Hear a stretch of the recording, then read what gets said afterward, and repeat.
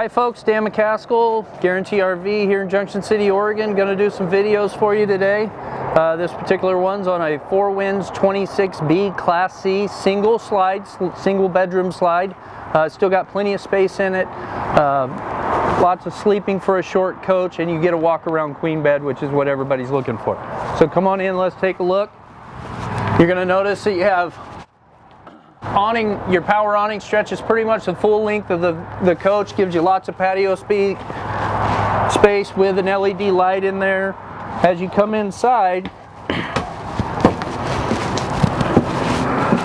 so no slide in here, real simple. You've got couch, dinette, sleeping up above. You're going to notice up above the cabinets here, really deep, big storage cabinets here.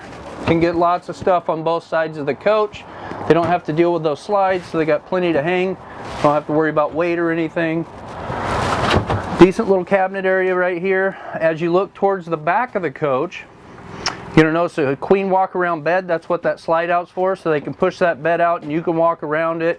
Plenty of room for both of you.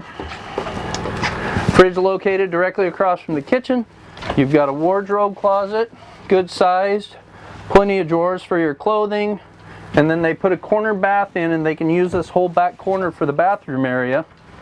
So you get a good sized shower, plenty of room around the toilet, skylight in there, still get a little medicine cabinet and a sink. They're just great little coaches. No carpet throughout the coach. You'll notice full vinyl floor all the way through. These coaches come standard with solar. And jacks are an option on a small Class C. But if you're looking for a simple, good, lots of storage, easy to maneuver, under 28 feet, the 26B is a great floor plan.